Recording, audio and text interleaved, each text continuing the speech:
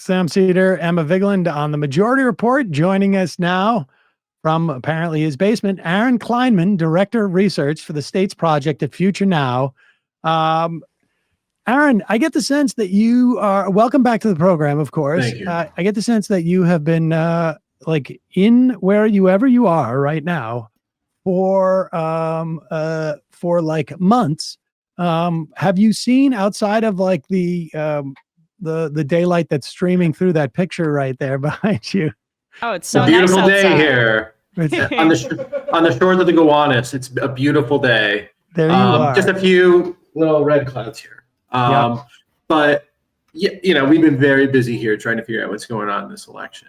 And you guys might not believe it, but it's actually very close out there. The election. And my understanding is that the election is close. Yes, between Harris and Donald Trump. You only hear that every second on cable news because it's usually them trying to get you to tune into something next. But it is close as well. Well, let's talk about some of the other elections on the ballot here, where it's also very close. Now, are you guys familiar with the Washington top 2 primary, for example? No. So every August, Washington has a primary election where the top 2 vote getters from every primary advance regardless of party. And every voter in the state gets a ballot mailed to them and they can mail it back in. And they have like 60% turnout or something. And so it ends up actually being very predictable what happens in November. And the results from this August's Washington all-party primary, and it ends up being very predictive, not necessarily of the presidential election, though certainly there's a correlation there, but really of kind of the ballot as a whole.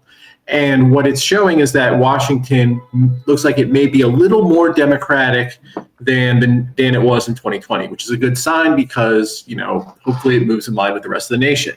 2022 results, however, showed that Washington was maybe getting more Democratic than a lot of places that shifted red, but also in 2022, the Midwest blue wall states like Michigan, Pennsylvania, Wisconsin all shifted blue a little bit. And they have a lot of areas that resemble Washington state politically. If you think about kind of rural Washington state and rural Wisconsin, a lot of similarities. And so that ends up being very predictive. And so we're kind of hoping that it'll be, something like it'll probably be close, but we're hoping that especially in some of those blue wall states, we can hopefully lock in some gains at the state level. Whereas, in the Sunbelt where you saw a bit more backsliding in 2022, either we can kind of get back to, 2020 results or, maybe even exceed them. So, but again, we're what do you think tune out the polls, but if you look at kind of the data on the ground from that, for example, it's just a very close race. And we're trying to get out there the message that, our candidates really support you and your situation. So, yeah.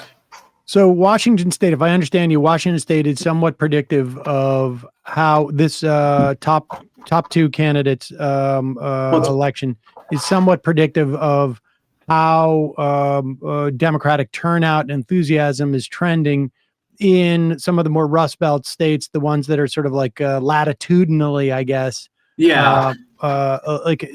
What accounts for like the Sunbelt states sort of backsliding a little bit? And is it a function of like, was there COVID migration?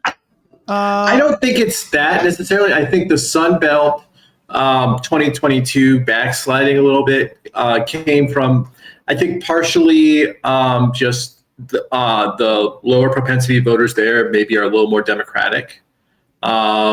But also, if you look at Arizona, for example, it was a good year overall in 2022 in Arizona, but we didn't flip the state legislature. And part of the reason why was that Republicans actually turned out at a higher rate in Arizona in 2022 than in 2020. But it's just that or relative to Democrats than 2020, but there were so many just extreme right-wing candidates like Blake Masters and Carrie Lake that independent voters and some Republicans ended up voting for Democrats in those high-profile races. The issue is that the state legislature is still run by Republicans, still passing all these insane laws. They almost had the territorial abortion ban stand there, for example. And it's because the voters there didn't really understand that on the ballot you have Republicans running for state office that are just as extreme as the ones that you see at the statewide level. So you have, plenty of Kerry Lakes running for state legislature, but you need to get resources to those candidates to let people know, hey, this person, Cory McGar, Rachel Jones is actually just as extreme as this person, maybe even more so. They think January 6th was a false flag. They want to ban all abortion. They don't believe in global warming. They believe in polluting your water. They believe in giving our state's water to the Saudis. And so, again, it's really important that, state candidates can get the message out just how extreme these far-right candidates are. Well, so is abortion not having the salience that people thought in the Sunbelt in terms of how the polling is shaking out, both in Nevada and in Arizona? Well, in Arizona, they actually have on the ballot a referendum to enshrine it. But also, if it is enshrined in the state constitution, then voters may think, oh, it's, I can vote Republican for other stuff because they won't be able to touch it if it's in the state constitution. So you need to let them know, it's not just abortion. Obviously it is a very important driving issue. And in states like, for example, Pennsylvania or Wisconsin, where, there have been legislative efforts to curtail it, it still can be a very animating issue. But you have to, it can't just be that. And if you look at kind of polling as a whole, again, don't fixate on just one poll, but if you look at polling as a whole, it seems like voters by and large like Democrats more, but they don't necessarily trust them more on economic issues. And the next 6 weeks will be really critical for trying to get them to trust everywhere on the ballot on those pocketbook issues. Because, again, if you look at what we were able to achieve in 2022 after flipping Michigan and Minnesota, you look at kind of not just protecting abortion rights, but it was also, providing more benefits for, people, low income and seniors. It was, having these huge climate bills that are going to allow a lot more climate production, not just like protecting the environment, but also providing good jobs in those states for, clean energy projects. You look at providing free school lunches and leave, which, by the way, can really help someone in a tight spot financially. All of these things where, we're looking out for you, voters need to hear about that. And they need to understand the power of, if you elect a Democratic state legislature, they can really deliver for you and make it so that, you're in a more comfortable position, financially, not just though. And again, abortion also is, in many ways, I think sometimes when we think about, is it, a pocketbook issue, so to speak? I think for a lot of people, abortion is, because pocketbook can also be shorthand for something that is going to affect me shortly, as opposed to something that's kind of like more ideological out in the ether.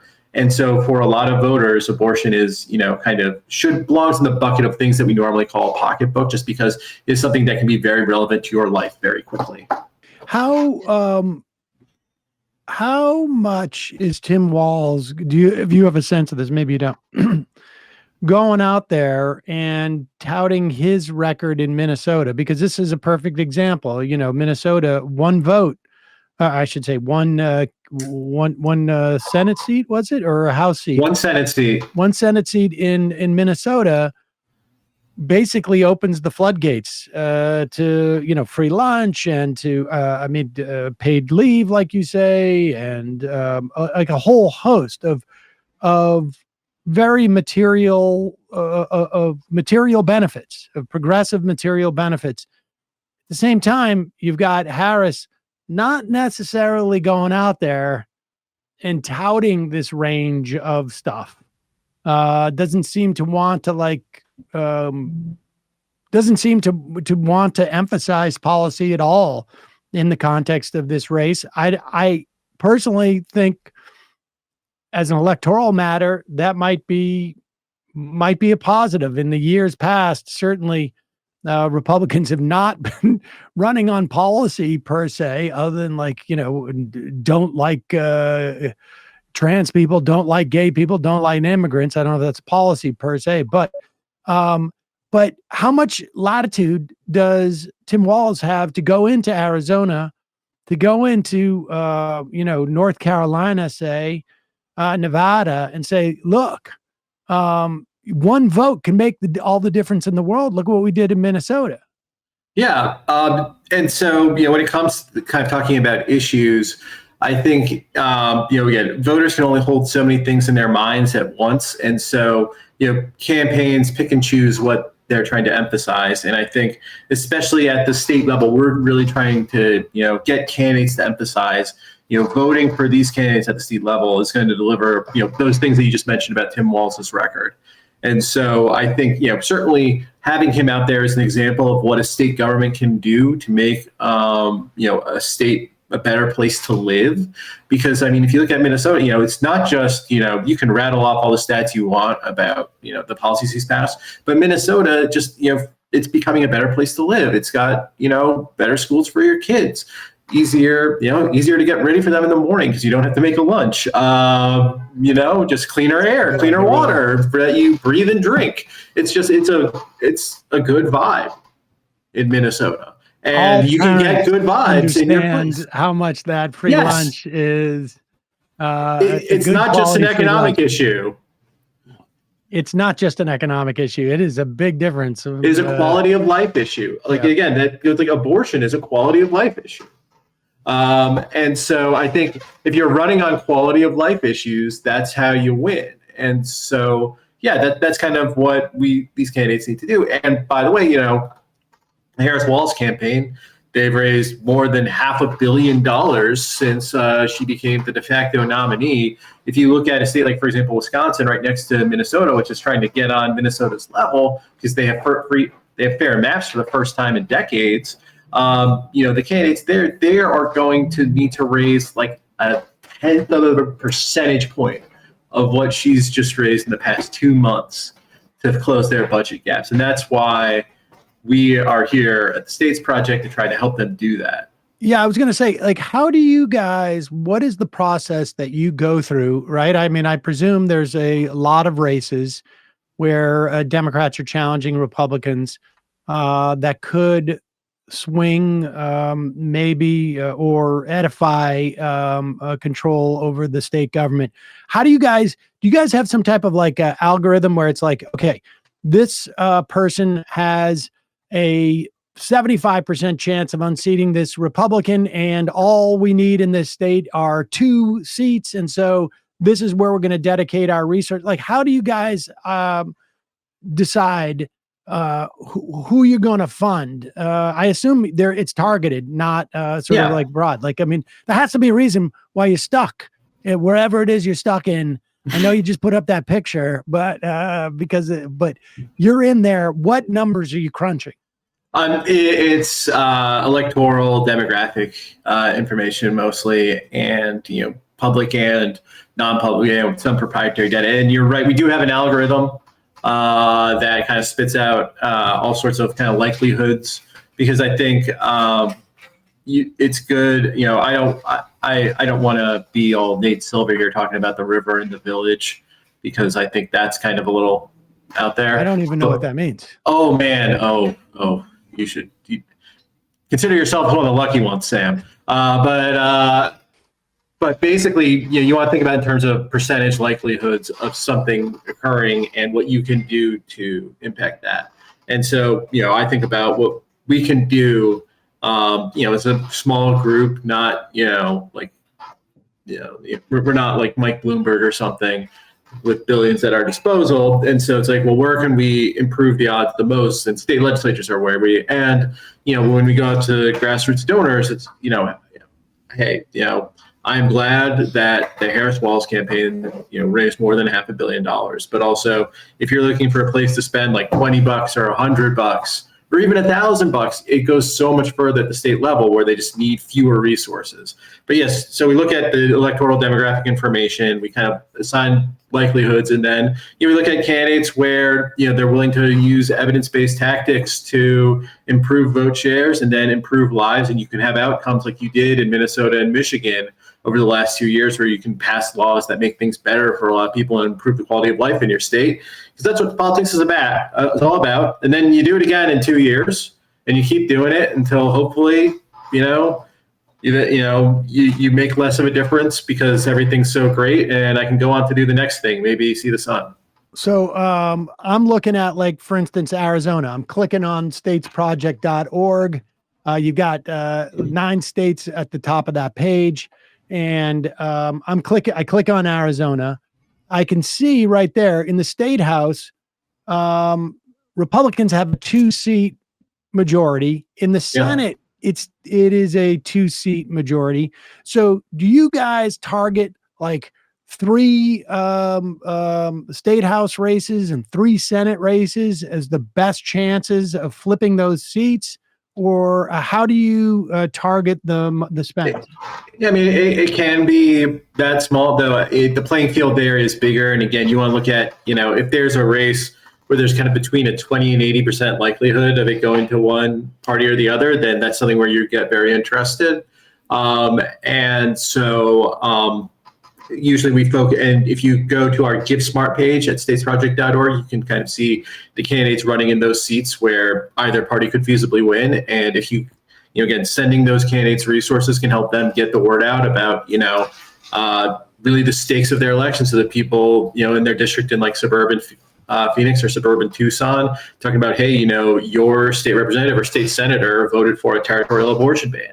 And they're voting to send your they're going to give the Saudis control over water so that, your water bills are a lot higher. They're voting to make it so that, your kids' schools are underfunded.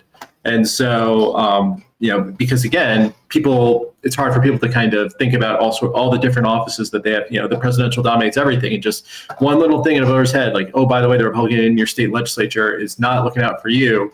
It's really important to just get that little thought in there, that voters had, so they can kind of vote for a better state legislature and improve the quality of life of everyone in their state. What are the top prospects? Like, where are you guys? Like, if I mean, obviously the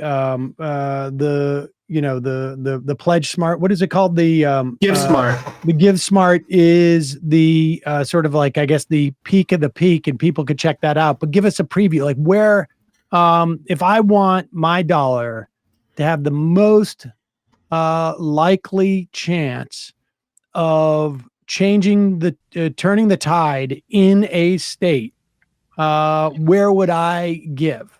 And then right now, number 2 and number 3. Right now, Wisconsin. Wisconsin, because actually candidates in Wisconsin are facing kind of a Friday deadline around their programs to make sure that they're fully funded. And if they're not fully funded, they have to cut program, and it'll decrease the likelihood of them winning. So I would say whatever you want to give, like I would say the next 3 days are really critical for Wisconsin. By the way, Wisconsin, there's a huge gap right now in the state legislature, in the assembly and the Senate. But the reason why we're there is because the state Supreme Court required the state legislature to redraw the maps, and they're fair, and either party could win them, a majority on them now. And especially in the state assembly right now, because the Senate, not all the seats are up every cycle. So in the state assembly, we have 8 candidates there that we've really kind of singled out. Like, this is where you can make the biggest difference right now. And so I would check those candidates out. Beyond Wisconsin, we're trying to defend the majority in Michigan. And again, that's another state where you literally by one seat, like a few hundred votes in a single district in suburban Detroit, are the difference there between them having all these great new laws and this improved quality of life and them not having that. And so Michigan is another really great state to focus on. Arizona, as you mentioned before, you have a Democratic governor. If you can get a Democratic legislature there, you can undo decades of horrible laws passed by Republicans there, because Democrats haven't controlled the state legislature there since the 60s. Wow. Yeah. And again, we're just 2 seats away in both chambers. And, this could be the year, but again, they need, it's very crowded political market in Arizona right now. So they need to get the word out. And then also, if you think about like super majorities, you have Nevada, where you have a right-wing governor, but Democrats have the chance at winning supermajorities in both chambers, so they could pass laws. Like, for example, he vetoed a law protecting contraception, and so in Nevada, you could pass a law protecting contraception. And similarly, a state that's been in the news a bit, North Carolina. I don't know if you saw their Republican gubernatorial candidates' comments on the Nude Africa posting forum. I'm on Nude Africa posting forum quite a bit, so I've run into a lot of. So you knew. Well, Yeah. Sam knew. I didn't know he was. He didn't know who who was Mini Lieutenant Soldier. Governor. He didn't know Mini Soldier was that Mark Robinson. No, I just knew him as Mini Soldier. He was One of the guys. fun. You didn't check out the off-topic forum. Oh, I guess as much. There was another forum. Yeah. But anyway, in North Carolina, you have right-wing candidates running for the state house there. They are not saying, they're not distancing themselves. They're not saying this guy shouldn't be the governor. And by the way, in North Carolina, even if Stein does get elected, which he increasingly looks like he will, if you have a right-wing supermajority in the state house, and they can still pass horrible laws over his veto. So. And in North Carolina, they've passed bills similarly in Wisconsin, where they have really disempowered the governor. Yeah. When they're a Democrat, essentially. Yes, exactly. And what is the current status of North Carolina's makeup? The Republicans have, I believe, a supermajority there. Or at least they do. We actually, in the 2022 elections, we actually prevented one by a single seat, but Republicans basically got a Democrat who was. I don't want to say anything that will get me in trouble. Oh, so right. I remember that story. Yes. They got her to switch parties. Switched parties, yes. And they were able to pass all these horrible laws over the Roy Cooper's veto.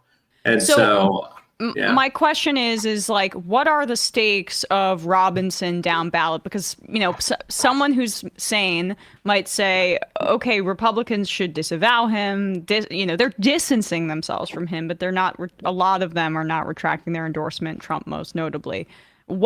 That's because they're worried about depressing turnout broadly for Republicans around the state. So, is there a chance Democrats make? What's the range of outcomes really for the Democrats on the state level in North Carolina? Obviously the governor's race is within grasp. There are plenty of other elections on the ballot. But it can be hard to say. If you look at, the most recent example was of a candidate like this is kind of like Doug Mastriano in Pennsylvania. In 2022, where also we were able to flip the state house that year in spite of nobody thinking we could do it. We were the only major group to really we spent significant efforts in there, but in Pennsylvania, and we're going to try to defend that one seat majority there as well this year. So it is possible, but also it can be hard to predict, because you also might have voters who are I'm going to be, I'm independent minded. I'm going to vote against Mark Robinson, but I'm also going to vote for every other Republican on my ballot. Voting against Robinson scratches an itch that they. Yeah. So it can be hard to predict, but, it's important to get into people's minds, it's not just Mark Robinson. He's a symptom of a larger problem there, where they're elevating these far right candidates. They have the right in this country has a system where they're just elevating unfit, out of the mainstream, weird candidates to offices that are really important to your life. And the only way to stop them from doing that is to make them lose. And so vote against those far right candidates, who maybe are not as far out there as him, but are part of the same system that elevates him, and don't want to knock that system that elevates him. All right. Well, I'm going to make a pitch for people to donate to you guys, because I think what you do is really well, thank you. It's huge. Particularly in the context of when we have a federal Supreme Court that is going to be with us probably for an extended period of time. Is going to, has already rolled back one massive individual right that people have had for over 51 years. But how would you and I know this is sort of outside your portfolio, but how would you campaign, generically speaking, right? You got Mark Robinson at the top of the ticket. Would it make sense to sort of say to be for the message to be Mark Robinson has made all the Republicans basically stay home? Basically say this election's over. Mark Robinson's toast. Nobody wants to come out. And limit the range of Republican voters that come out to vote in general? Or do you tie them in and say they support Mark Robinson? Do you that type of thing, or what? I mean, I think it's, again, you have to tie Mark Robinson to a broader movement that these candidates are a part of. And, Mark Robinson didn't become the nominee of the Republican Party in North Carolina by accident. What they do is they are a far-right organization that selects candidates that share their far-right views, and Mark Robinson is one of them. And you know what? He got found out because maybe his OPSEC wasn't great. But if you look at what he supports and what he's voting for, a lot of candidates that aren't posting on the New to Africa forum still believe the same things as him. You've seen in excruciating detail the horrible things that he thinks. And these candidates are very reluctant to distance themselves from that. And it's because it's all part of the same movement that believes a set of terrible things that's far outside the mainstream. So just vote the weirdos out. Vote the weirdos out. I mean, on some level, that's what I had hoped we would have seen Democrats do with Donald Trump in the past 3 cycles, right? Like make Paul Ryan and Mitch McConnell own Donald Trump instead of sort of like saying they're the reasonable ones and Donald Trump is the weird one. Like you're basically going in and saying, instead of saying soda's bad for you, they're saying like Pepsi is really will rot your teeth, but Coca-Cola can be, a good breakfast drink or something without maligning those. I think if you just look at, I think a common thing of all of our candidates that, we try to support is they all kind of support, I see a lot because I look at all of them and I see a common thread of like civic virtue of people who are really involved in their communities, people who care about their neighbors, and that's like these basic values of decency that are just so far removed from a right-wing movement that's really dominated by the poster set, people that aren't really, they don't really care about the people around them because what they really care about is like impressing people online. Which I have spent the past few decades trying to impress people online, so I can't knock that. But also, I'm not running for office, and so. Probably but yeah, Big Wheel for on some decaying social networks. But I think that and again, but also. I can try to use that to let people like, hey, by the way, these candidates who are not actually, you won't really come across them because they're not like good posters. They're busy like trying to make their communities better. They need help getting the word out to everyone else in their communities that they're the one on the ballot that's going to look out for them while their opponent is, awash in Uline money or DeVos money or Jeff Yass money. All right. Well, folks, you can help beat all of these candidates who are on Nude Scots Irish, I think is probably. Don't go to that. Go to statesproject.org. Check out the Give Smart program. Again, the next 3 days are really critical to Wisconsin. So please, if you have some extra money burning a hole in your pocket that you're looking to spend to make a difference, Wisconsin, please send it. Again, we don't take a dime from the Give Smart program. It goes direct to the candidates. They can spend money on program, letting people in their communities know the stakes of this election.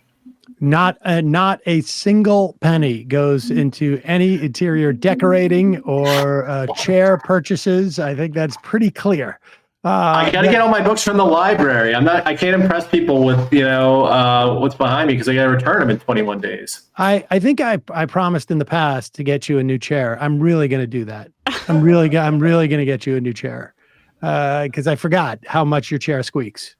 I don't know how that doesn't drive you crazy over the course. Maybe just give me some like grease. 15. Yeah, we could start. We could start with some WD-40. Right. Aaron Kleinman, we will put links to the Give Smart campaign at the States Project, Future Now. We'll link to all of that stuff. I can't encourage people enough. We have had Aaron on for, I don't know, probably like half a dozen years at this point. Yeah. Wow. And we have seen the implications in places like Minnesota and in places like Pennsylvania and in places like Michigan to the work that they do there. So can't encourage you enough. If you got a couple of bucks, it doesn't take much for these state senators to be like, whoa, what a huge boon. Aaron Kleinman, as always, thanks so much for your time today. Really appreciate it. Thank you, the whole Majority Report team. Thanks for having me on. Hey, folks, don't forget to hit the subscribe button and check out our daily show. We do it every day at 12 p.m. Eastern for about 2.5 hours. We even take phone calls. You should check that out.